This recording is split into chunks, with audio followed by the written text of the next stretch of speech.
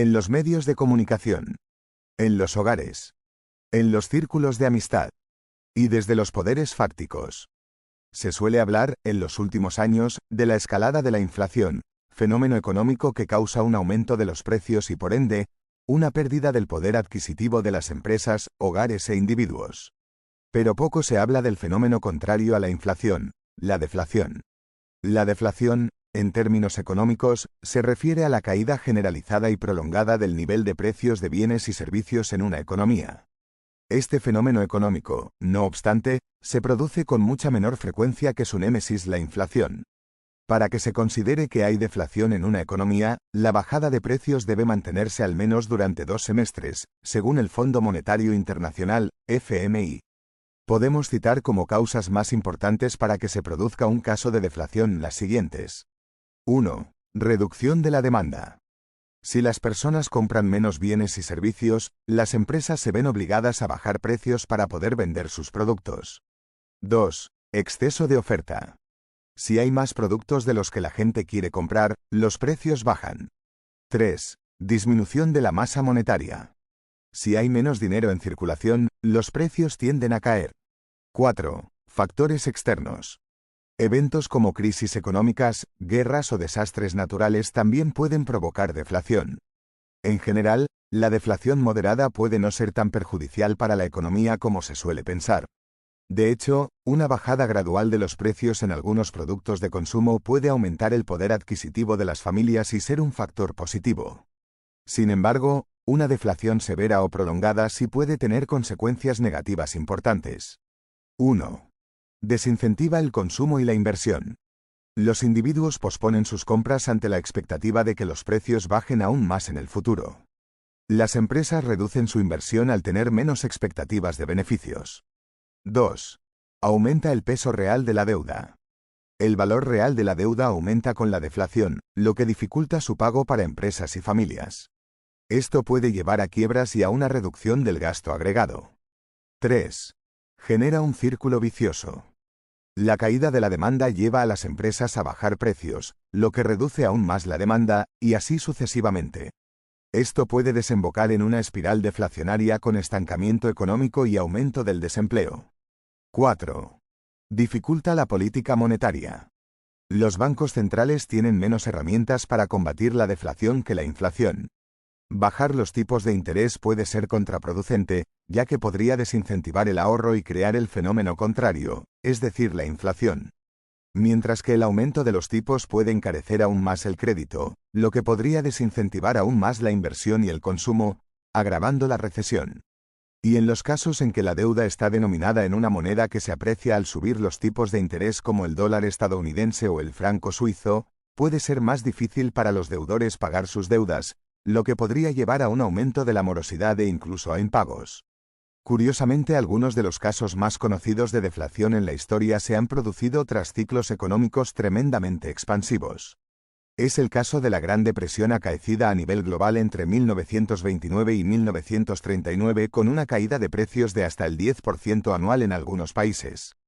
Fue causada por una combinación de factores, como el desplome de la bolsa de Wall Street en 1929, la reducción del crédito y la disminución de la demanda del comercio internacional. La Gran Depresión tuvo consecuencias devastadoras en la economía mundial, con un aumento del desempleo, la pobreza y la desigualdad.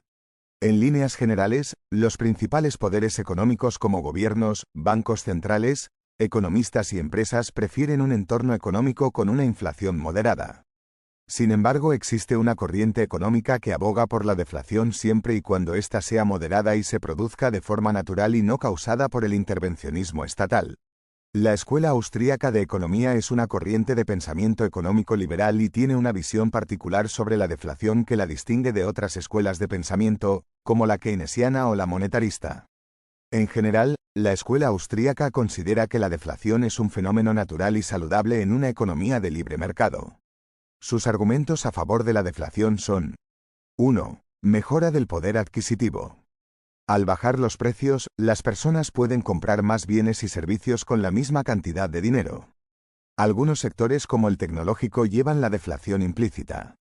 Si no, Pensemos en cuánto costaba un PC hace 40 años y cuánto cuesta ahora en relación a todas las mejoras en las prestaciones que los ordenadores personales ofrecen hoy día, que incluso podemos llevarlo en la mano o la muñeca. 2. Señales de mercado más eficientes. La deflación refleja una reducción en la demanda de bienes y servicios, lo que indica a las empresas que deben ajustar su producción y precios en consecuencia. 3. Estimula el ahorro. En un entorno deflacionario, las personas tienen más incentivos para ahorrar, ya que el valor real de sus ahorros aumenta con el tiempo. Imaginemos a José, un ahorrador que tiene 10.000 euros en una cuenta bancaria. En un entorno inflacionario, el poder adquisitivo de sus ahorros disminuye con el tiempo. Por ejemplo, si la inflación anual es del 5%, al cabo de un año, los 10.000 euros de José solo le permitirán comprar lo mismo que 9.500 euros el año anterior. En cambio, en un entorno deflacionario, el poder adquisitivo de los ahorros de José aumenta con el tiempo. Supongamos que la deflación anual es del 5%. Al cabo de un año, los 10.000 euros de José le permitirán comprar lo mismo que 10.500 euros el año anterior. Las políticas monetarias actuales, no obstante, fomentan el consumismo y el endeudamiento excesivo.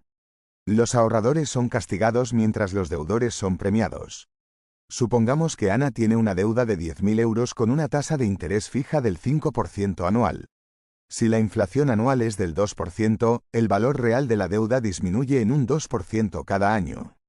En consecuencia, después de 10 años, el valor real de la deuda se habrá reducido a aproximadamente 7.313 euros, incluso si Ana ha realizado todos los pagos nominales. Ana obtiene pues un beneficio del diferencial entre la tasa de interés y la inflación. Adicionalmente, Ana tiene la posibilidad de especular con la inflación. Algunos deudores pueden especular con la inflación, tomando prestado dinero a una tasa de interés fija y esperando que la inflación aumente el valor real de sus activos. Si la inflación aumenta más de lo esperado, Ana puede obtener una ganancia significativa. Si Ana se hipoteca a 10 años a una tasa del 2% anual para destinar una vivienda en alquiler y la inflación anual es del 5%, Ana puede percutir esa tasa de inflación del 5% en la renta del inquilino, obteniendo una revalorización anual de 300 puntos básicos sobre su activo, la vivienda, mientras paga cómodamente su deuda. Esto nos lleva al punto número 4. 4. Corrección de errores pasados. La deflación puede ser vista como un mecanismo para corregir errores pasados de expansión monetaria artificial, que han llevado a una inflación excesiva. Es lo que ocurrió en 2008 tras la explosión de la burbuja inmobiliaria.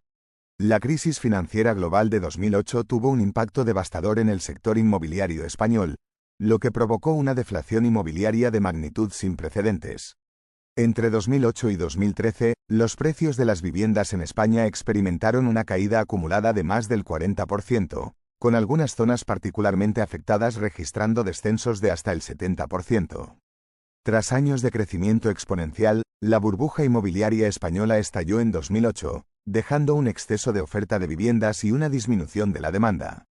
La crisis financiera global provocó una reducción del crédito disponible, lo que dificultó el acceso a la financiación para la compra de viviendas. La crisis económica generalizada llevó a un aumento significativo del desempleo, especialmente en el sector de la construcción, lo que redujo aún más la demanda de vivienda. Todos estos factores generaron una pérdida generalizada de confianza en el sector inmobiliario, lo que disuadió a muchos inversores y compradores potenciales. Por ello, la escuela austríaca también reconoce que una deflación severa o prolongada puede tener algunas consecuencias negativas que deben ser abordadas. La escuela austríaca, por último, aboga por una intervención mínima del Estado y los bancos centrales en cuestiones de política monetaria. Consideran que distorsionan los mercados, ya que al reducir artificialmente el coste del crédito interviniendo en los mercados monetarios imprimiendo dinero o manipulando las tasas de interés, se incentiva a empresas y consumidores a tomar prestado más dinero y a invertir más de lo que lo harían en un mercado libre. Amplifican los ciclos económicos puesto que al inyectar dinero artificialmente en la economía durante las expansiones, el Banco Central retrasa la corrección natural del mercado. Y eso puede llevar a una recesión más profunda cuando la burbuja finalmente estalle. Adicionalmente, erosionan la confianza en la moneda. Si las personas perciben que el valor de su dinero está disminuyendo, es menos probable que lo gasten o inviertan, lo que puede deprimir la actividad económica. Por último, el intervencionismo monetario viola el principio de no agresión, perjudicando, en última instancia, el bienestar general y restringe la libre elección de los individuos. En resumen, una deflación moderada puede ser beneficiosa para la economía y favorece especialmente a aquellas empresas, hogares e individuos que prefieran el ahorro al endeudamiento. Pero una deflación severa o prolongada puede tener consecuencias negativas importantes como el aumento del desempleo o la pérdida de valor de activos financieros como los inmuebles y el incremento de las dificultades de las familias, individuos y empresas a la hora de devolver sus deudas. Por ello, los bancos centrales, aparentemente, intentan mantener una tasa de inflación baja y estable para evitar tanto la deflación como la inflación excesiva. Si te ha gustado este vídeo, dale a like, comparte, comenta, suscríbete y activa la campanita de las notifications para no perderte ninguno de nuestros contenidos. La inversión en conocimiento paga el mejor interés y no exige comisión a cambio.